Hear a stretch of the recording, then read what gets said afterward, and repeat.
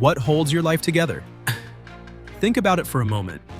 Is it a job, a home, the people you love? Now imagine those threads snapping one by one. This isn't a hypothetical question. In Pennsylvania, the Keystone State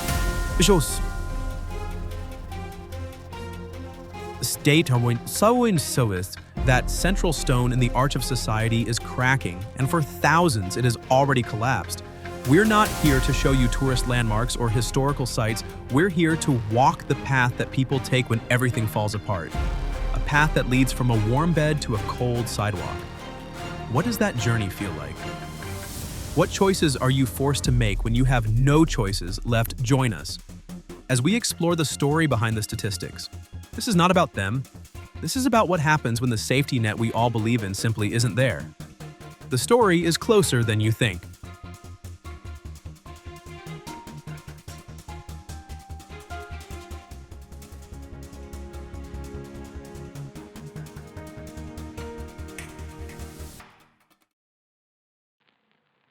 Number 1. The tipping point in the heart of the Commonwealth of Pennsylvania, a quiet emergency is escalating. It doesn't always make the evening news, but it is reshaping the lives of thousands. This isn't a story confined to the concrete canyons of Philadelphia. It's a narrative unfolding in small rural towns and quiet farmlands, where the social safety net is stretched to its breaking point. Let's look at the numbers as of early 2025. On any given night, more than 14,000 people in Pennsylvania are experiencing homelessness. That is a staggering 12% increase from the previous year, one of the most alarming surges in the entire Northeast. And families are in the direct line of fire. There has been a nearly 40% jump in family homelessness between 2023 and 2024. These aren't just statistics. They are parents trying to shield their children from a reality they never imagined. What was the last dream you had for your family? For these mothers and fathers, that dream has been replaced by the nightly search for a safe place to sleep. And in rural counties, the crisis takes on a different, more isolated form. Imagine your town has no shelter, no outreach center, no clinic for addiction. When your life unravels there, where do you turn? With no public transportation and few resources, help isn't just miles away, it feels like it's in another universe. The economic pressure is a relentless vice. To afford a modest one-bedroom apartment in Pennsylvania today, a person earning minimum wage would have to work almost 120 hours every single week. That is the mathematical equivalent of holding down 3 full-time jobs. How long could you or anyone you know sustain that pace before completely breaking down? It's an equation designed for failure, and beneath this economic strain lie the shadows of mental health and addiction. It's estimated that between 20 and 25% of all unhoused individuals in the United States grapple with severe mental health conditions, often without a diagnosis or treatment. Simultaneously, the opioid crisis has cut a devastating path, with fentanyl-related overdoses in Pennsylvania reaching tragic new highs. These problems feed each other. A lost job leads to a missed rent payment. An eviction notice leads to the street. The trauma of the street can lead to substance use as a coping mechanism. It is a vicious downward spiral. But even in this darkness, there are glimmers of effort. In Allegheny County, a program called 500 and 500 set a bold goal to house 500 people in 500 days. Since it began in mid-2024, Bit Go 404, it has created nearly 200 new housing units and helped almost 300 people find a permanent home. It is a powerful proof of concept, but it's a lifeboat in an ocean of need. Because the person you see holding a cardboard sign once had a favorite song, a first job, a plan for their life.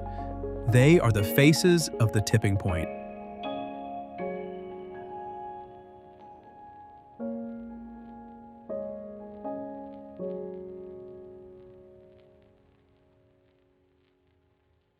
Number 2. The anatomy of a fall. How does a life come undone? It's rarely a single dramatic event. It's a slow erosion, a series of fractures in a person's foundation until the whole structure gives way. To understand, we have to trace the anatomy of that fall, one painful crack at a time. It often begins with the most fundamental need: a place to live. Over the last 5 years, the average rent in Pennsylvania has climbed by more than 10%. To some, that might not sound like much. But what would a 10% cut to your housing budget mean for you? For a family living paycheck to paycheck, it's the difference between stability and a spiral. Now layer on the fact that a minimum wage worker needs to work nearly 120 hours a week for a basic apartment. The math simply doesn't add up. This isn't a failure of effort, it's a failure of the system. In rural towns with no subsidized housing, the options are even more stark. One late payment isn't a mistake, it's a catastrophe with no safety net below. When the foundation of housing is unstable, the ground beneath it gives way. The COVID-19 pandemic was an economic earthquake whose aftershocks are still being felt. It exposed just how many families were living without a financial cushion. When the emergency aid programs dried up, people were left vulnerable. Think about your own life. Do you have enough in savings to cover a sudden $1,000 car repair or an unexpected medical bill? For millions, the answer is no. They are forced into impossible choices. Pay the rent or buy groceries for the children, keep the lights on, or fill a vital prescription. These are the silent, desperate calculations that happen before anyone ever sees a tent or a sign. But behind these economic pressures, there are often deeper, invisible wounds. For so many, the journey to the street didn't start with a pink slip. It began with trauma. It's the veteran who returns from a war zone carrying ghosts that no one else can see. It's the young adult who ages out of the foster care system and is suddenly alone in the world. It's the survivor of domestic abuse who had to flee with nothing. It's the person battling the crushing weight of depression, anxiety, or post-traumatic stress disorder. Mental illness doesn't cause homelessness, but living with it without support makes survival an hourly struggle. Now add the insidious grip of opioid addiction. In 2024, Pennsylvania recorded over 5,000 overdose deaths. For nearly half of those people, their housing situation was unstable. Their stories often didn't begin with a desire for drugs. They began with a doctor's prescription after an injury or an attempt to numb an emotional pain that felt unbearable. But it ended in a devastating spiral that cost them their job, their relationships, and finally their home. And here is the final, most frustrating fracture: when they reach for help, the doors are often closed. Pennsylvania has programs, but for someone in crisis, trying to access them feels like navigating a maze in the dark. Imagine being cold, scared, and exhausted and being told to fill out mountains of paperwork only to be turned away for not meeting a specific requirement. Imagine being sent from one agency to another with no one providing a real solution. In rural areas, the nearest mental health clinic might be an hour's drive away with no bus to get there. After enough rejection, a person stops asking. And that is how someone falls. They fall, and society pretends not to notice until it's too late.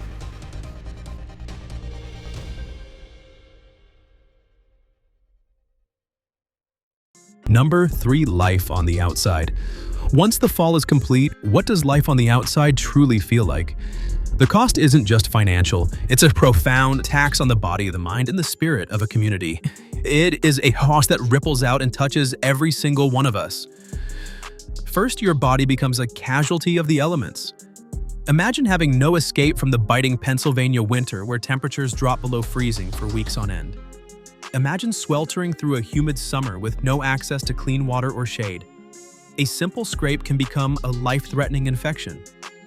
Chronic conditions like diabetes or high blood pressure, which are manageable with a home, become uncontrollable.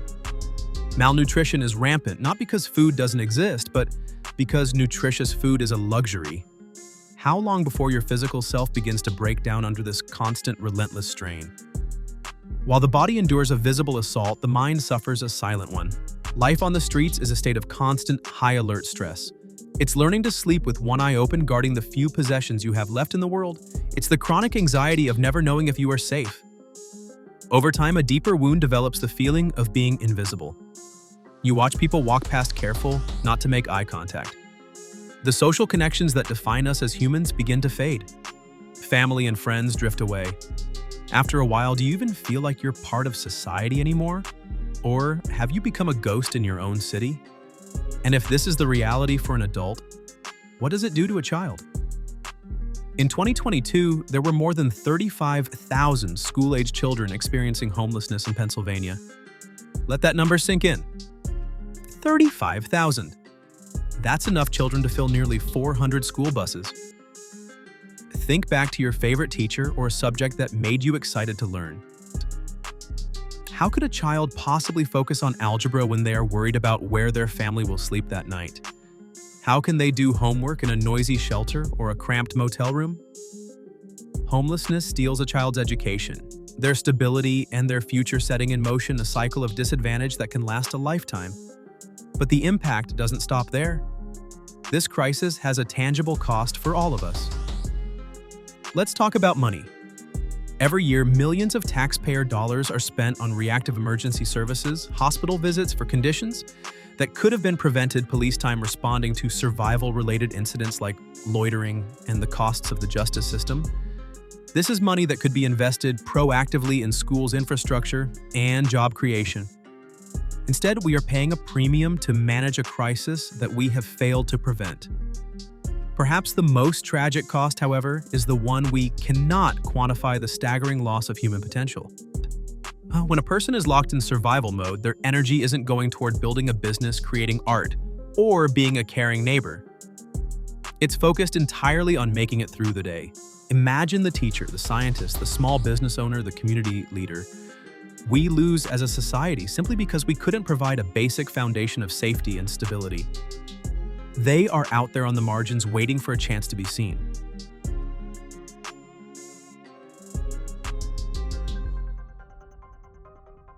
Number 4, pathways back.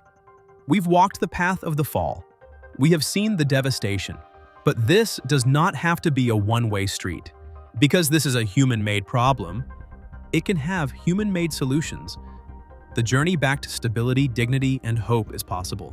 There are pathways back. Let's explore 4 of them, not as abstract policies, but as concrete steps toward rebuilding a life. The first step back, and the most critical, starts with a key. We need more affordable housing. It sounds simple, but it is the bedrock of all other progress. Studies across the United States have proven that stable, affordable housing is the single most effective tool to end homelessness. In Pennsylvania, this means 2 things. First, we must fund and build new low-income housing units to address the severe shortage. Second, we must make existing housing accessible through robust rental assistance and housing voucher programs. Right now, thousands of families are languishing on waiting lists. Imagine you're one of them. What could change in your life almost overnight if that wait was over?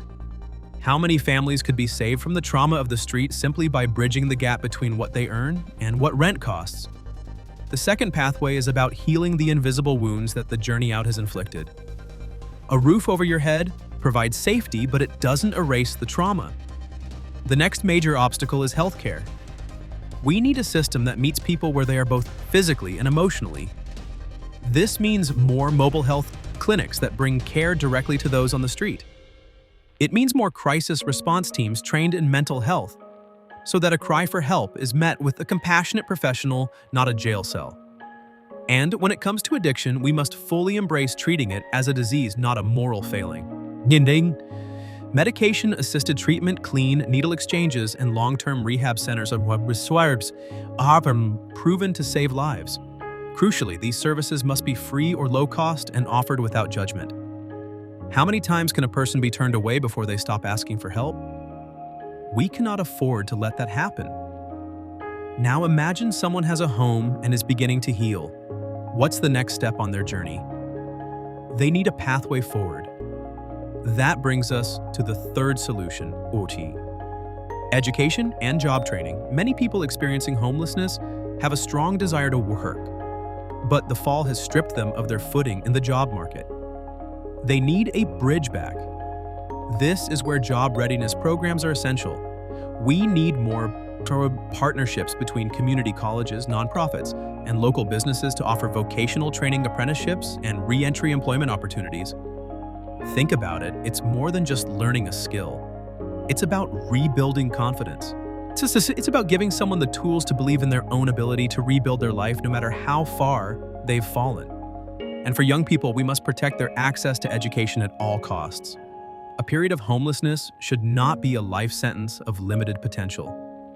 Finally, there's a lesson that every story of recovery teaches us: no one does it alone. That's why the fourth pathway is the most powerful collective action. Real lasting change requires a coalition of forces. Imagine a system where the moment a person is at risk of losing their home, they are connected to a single caseworker. That caseworker, in turn, has access to a centralized network of every available resource: housing openings, mental health appointments, food programs, job training slots. Imagine a web of support that wraps around a person instead of forcing them to navigate a dozen disconnected agencies. Thum isn't a fantasy. It's a model called Housing First, and it is working right now in cities across America. In Salt Lake City, it helped reduce chronic homelessness by more than 90%. Similar success has been seen in Houston, Texas.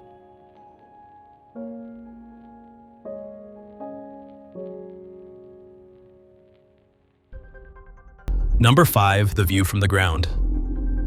We've explored the pathways that could lead a person back to a stable life, but what is the reality for someone trying to navigate this journey in Pennsylvania right now?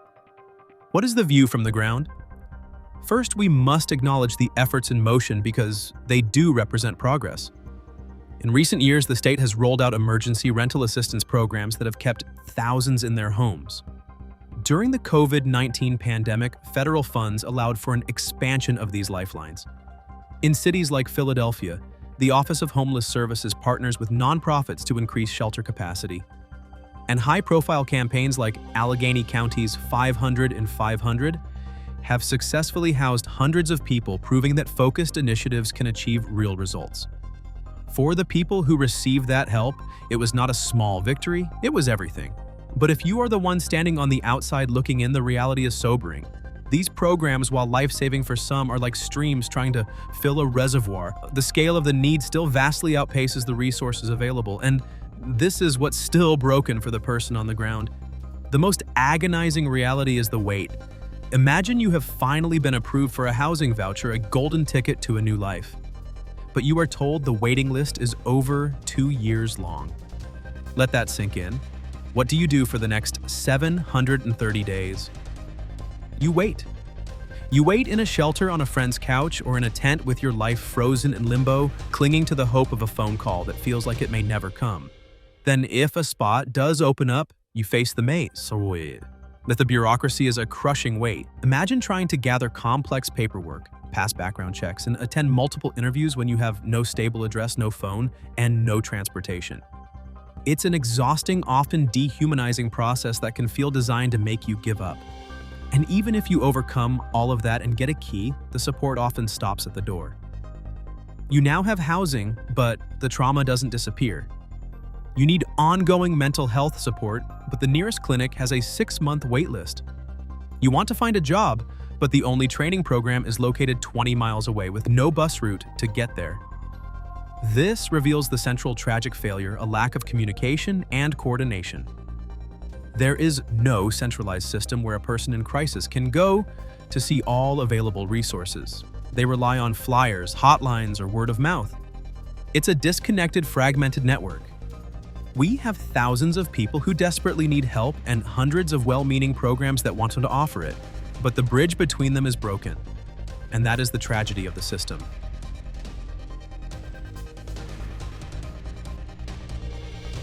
The choice we make. When we discuss homelessness, it is easy to become numb to the numbers: 14,000 people, 35,000 children. But we must force ourselves to remember that behind every statistic is a person, a story, a life that was once as ordinary as yours or mine. They were teachers, mechanics, nurses, parents. They had good days and bad days, hopes and fears. That's what we forget. Homelessness isn't a character flaw. It's a circumstance. And for many, it's a circumstance that's just one missed paycheck, one medical diagnosis, or one personal tragedy away. Yes, policy is critical. We need smarter, more humane systems. We need more housing, better healthcare, and stronger job programs. But we cannot wait for policy alone. Real sustainable change is born from something deeper: a sense of collective responsibility, a shared understanding that the way we treat our most vulnerable neighbors is a direct reflection of our own humanity. And this is where you come in. Every single one of us has the power to do something. It doesn't have to be a grand gesture. Maybe it's donating your time to a local shelter. Maybe it's learning about housing policies in your town and advocating for change. Or maybe it's simply changing the way you see. It's choosing not to look away. It's offering a smile instead of a judgment. It is the simple, powerful act of acknowledging another person's humanity. Because when a person feels seen, they begin to believe they matter. And when they believe they matter, they can begin to heal. Throughout this story, we have explored not only the harsh realities, but also the tangible pathways to change. We have seen that effective solutions already exist: stable housing, compassionate healthcare, and meaningful opportunities, all woven together by communities that refuse to give up on their own.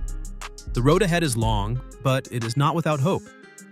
Because when communities choose to come together, when empathy leads the way, real transformation is possible.